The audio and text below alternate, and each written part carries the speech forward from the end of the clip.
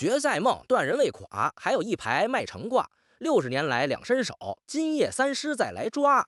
台北时间7月19号凌晨5点，迈阿密世界杯季军战，法国对英格兰。老马知道亚特兰大那晚之后，英格兰球迷80%连电视都不想再开。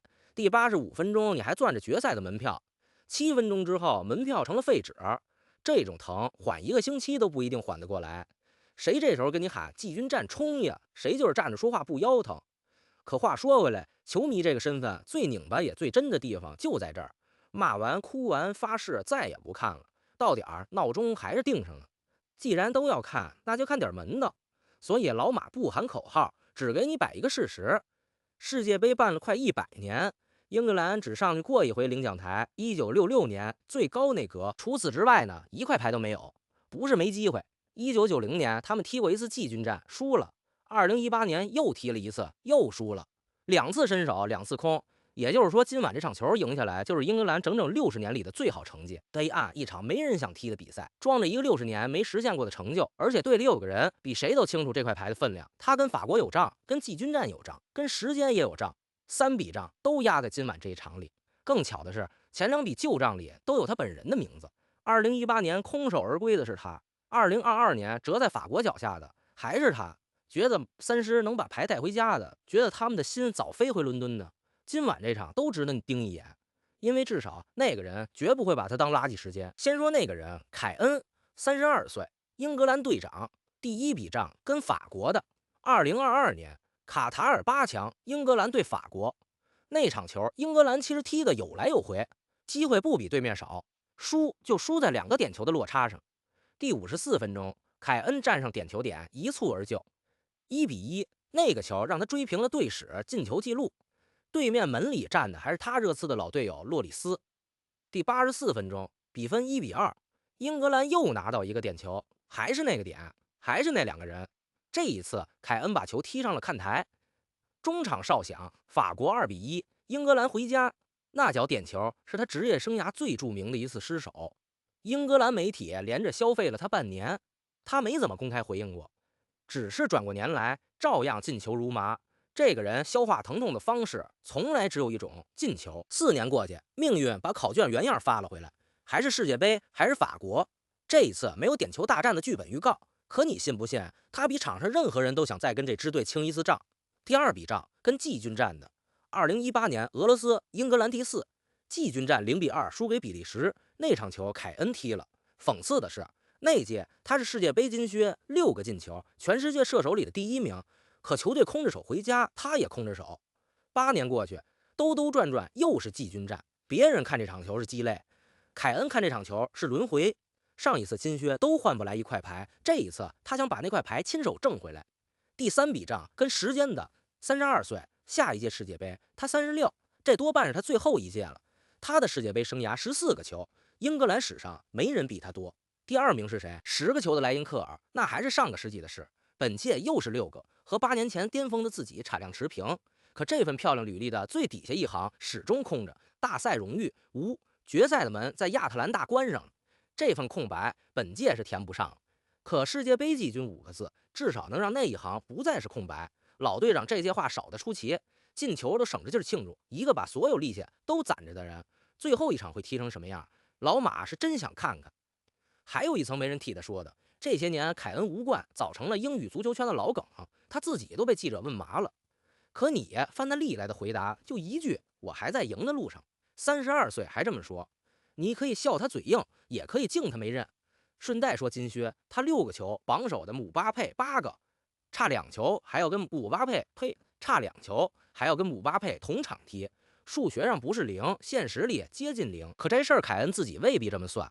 2018年那座金靴，他也是在没人看好的时候拿的。这场球他每进一个，都是在给自己的世界杯生涯多写一行像样的结尾。再说凯恩身后那批人，这场球对他们是另一种意义。贝林厄姆23岁，他的第1届世界杯连着2轮淘汰赛，梅开2度，把球队从悬崖边背进4强。这份答卷，全世界都看见了。半决赛输球那晚，镜头扫过他的脸，那不是垮掉的表情，是记仇的表情。4年后，他27，正当打。圭伊、孔萨、萨卡这批人4年后也全在当打之年。这批英格兰的世界杯故事，今晚只是第一册的最后一页，不是全书的结尾。圭一和孔萨这对中卫1个月前还被质疑太嫩，如今扛着球队走完了整条淘汰赛。这批人这届攒下的最大资产不是排名，是大场面踢过了这6个字。再把镜头拉远一点，从2018年起，英格兰连着5届大赛全部至少踢进8强，其中2次摸到了决赛。这份稳定，全欧洲找不出第二家。他们缺的从来不是稳定，是最后那一下。可第一册怎么收尾？有讲究，是带着1块60年没拿到过的奖牌合卷，还是带着2连败的灰头土脸合卷？4年后翻开第2册的时候，底色完全不同。场边那位图赫尔还有一层没挑明的意味。这位德国教头的合同当初就签到2026年的这个夏天，任务书上只写了这届世界杯。这场球之后，他和英格兰的缘分怎么续？眼下还没人知道。也就是说，今晚这场球可能不只是凯恩的收官，还是主帅的收官，2个都可能在谢幕的人。你猜他们会怎么对待这90分钟？德国人的告别哲学一向简单，把手头的活干完干净。还有一个数字给图赫尔垫着，上一回有英格兰主帅带队站上世界杯的领奖台，还是1966年的拉姆齐，今晚赢了，他就是60年来的第2个。这块牌对足总也有实打实的意义。1块奖牌等于给这套青春班底的4年计划盖了个方向，没错的章。图赫尔的合同续不续，足总多半也得看这90分钟的成色。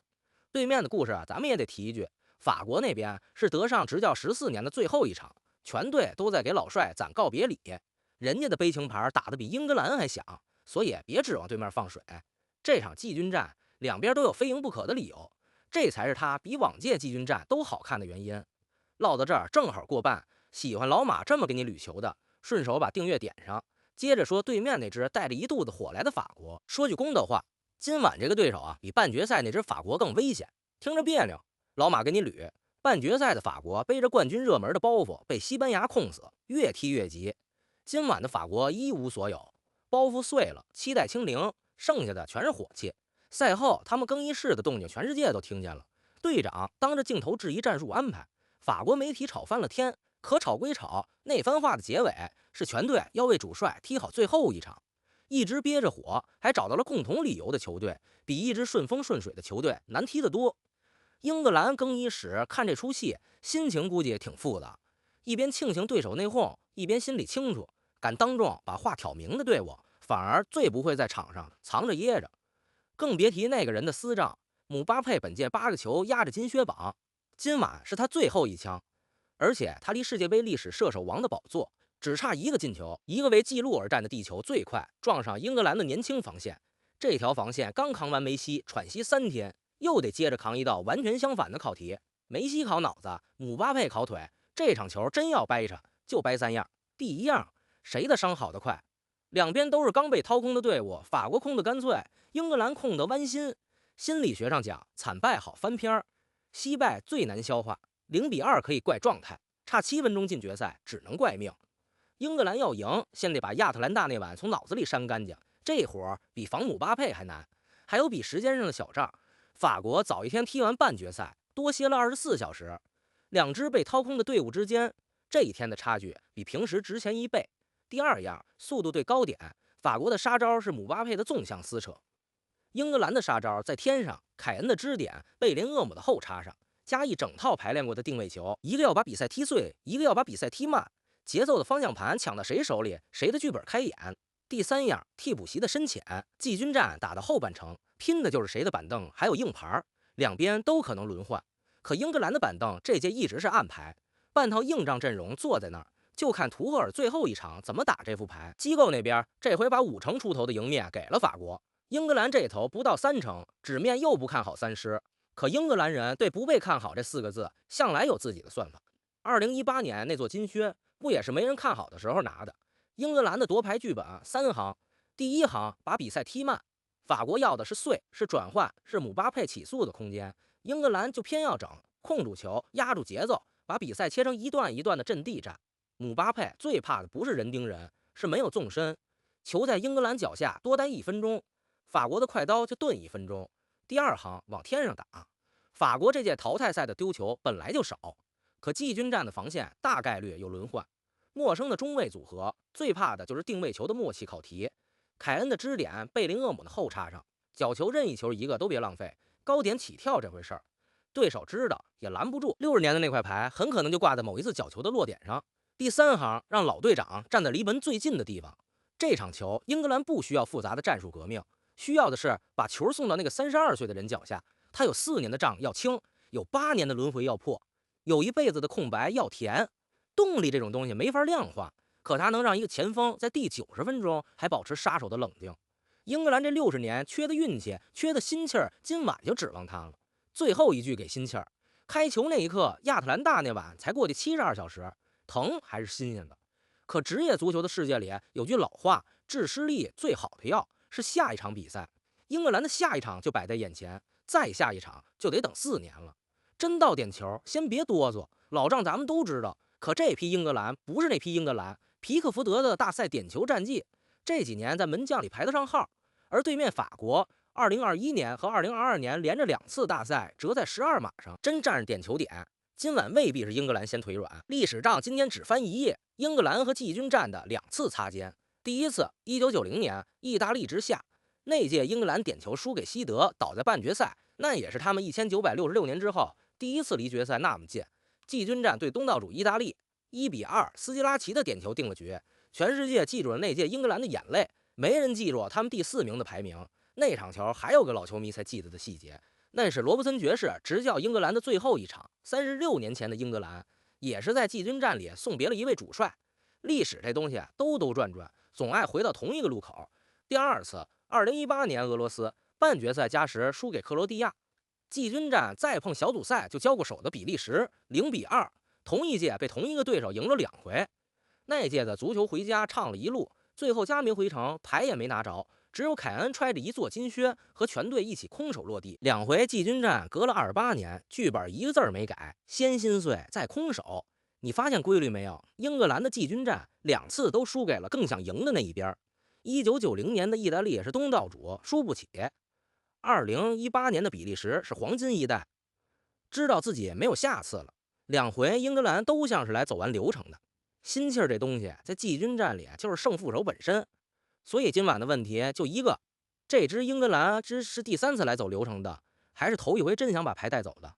从图赫尔到凯恩再到贝林厄姆，这支队给过的所有答案都指向后者，可答案得踢出来才算数。顺便给爱看热闹的你递个冷知识，世界杯的季军战历来是进球大户，两边都放开了，也都想赢，攻多守少，往届的季军战常常比决赛还热闹。所以今晚别指望闷战，该有的进球一个不会少。对了，还有一层时代的巧合，1990年那届的核心加斯科因赛后哭成了全英国的集体记忆。2018年那届，全国陪着索斯盖特治愈了30年前的点球心魔。2026年这届呢，故事还差最后一章，是又一段虽败犹荣的伤感散文，还是60年来第一块实打实的奖牌，就看今晚这90分钟。最后说说这场球的分量，英格兰赢了，60年来第一块世界杯奖牌，1966年之后队史最好成绩。凯恩的世界杯生涯以一场对法国的复仇战收官。那行，空白填上一半，这批20出头的年轻人带着奖牌翻开下一个4年。英格兰输了，队史第3个世界杯第4名。第4名收藏家这种外号，英国小报绝对写得出来。而凯恩可能就此带着那脚踢飞的点球和一行空白，永远告别世界杯。可就算输，也有一样东西输不掉。